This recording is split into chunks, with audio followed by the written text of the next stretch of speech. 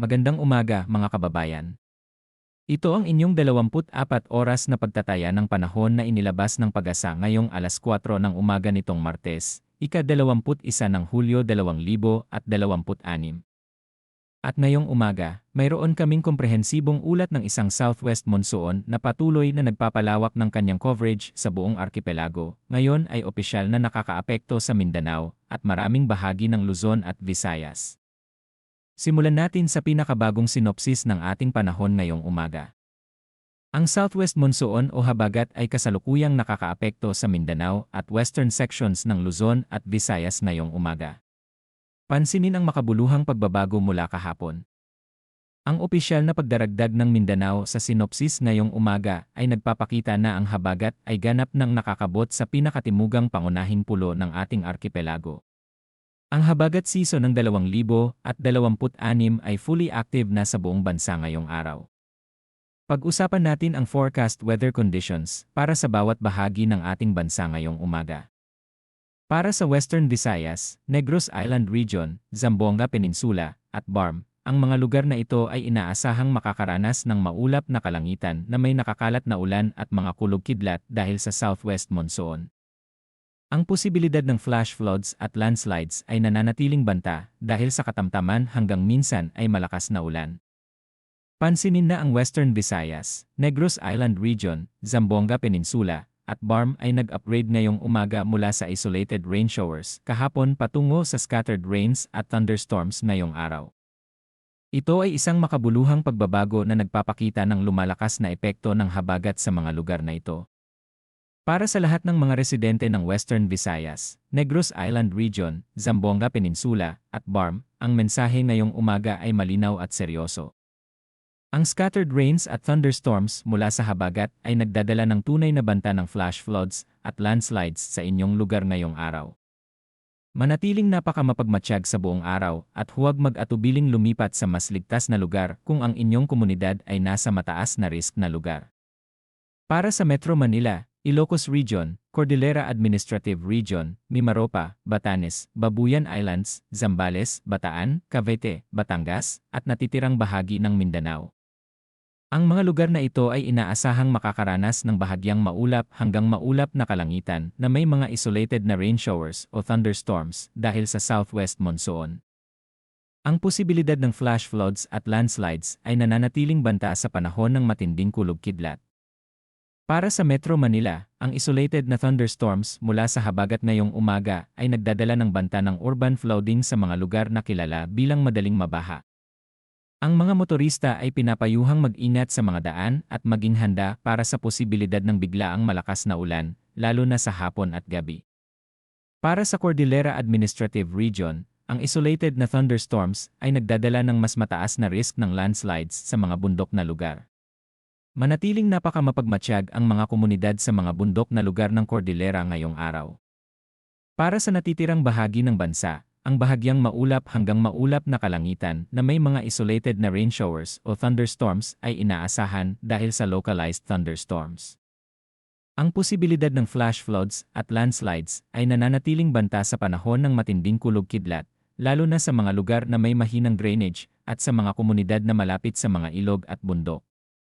Para sa kondisyon ng hangin at karagatan ngayong umaga, para sa Southern Luzon, Visayas, at Mindanao, ang hangin ay magaan hanggang katamtaman mula sa timog kanluran patungo sa kanluran, na may coastal waters na slight hanggang moderate at umabot sa 0.6 hanggang 1.5 metro. Para sa natitirang Luzon, ang hangin ay magaan hanggang katamtaman mula sa timog patungo sa timog kanluran, na may coastal waters na 0.6 hanggang 1.5 metro. Ito ay isang positibong development sa kondisyon ng karagatan.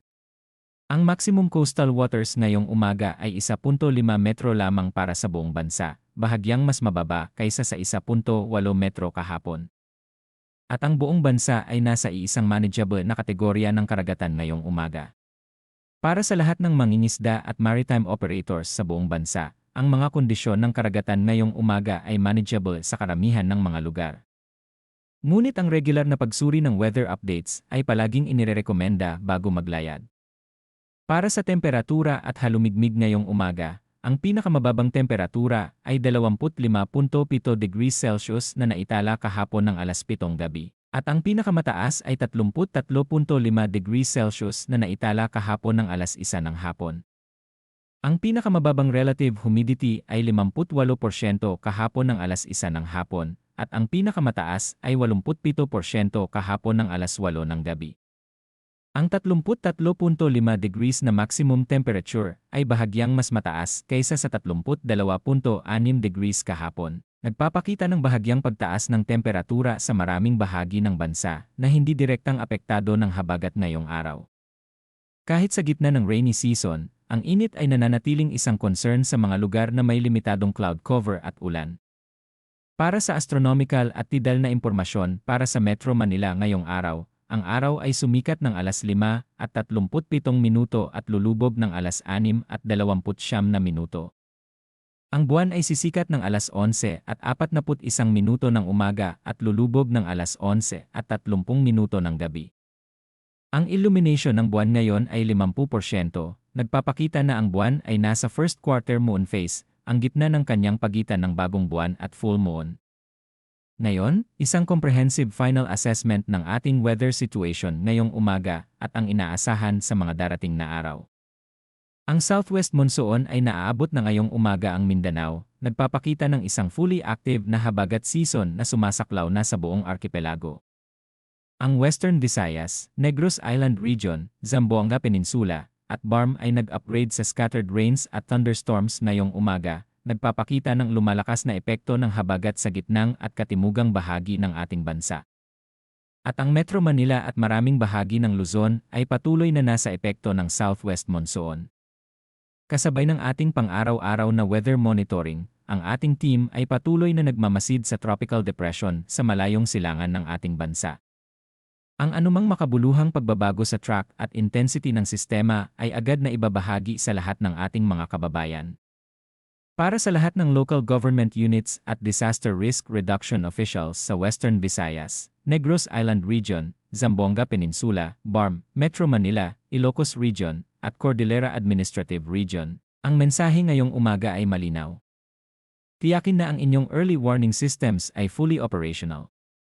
Tiyakin na ang inyong mga evacuation centers ay standby at handa.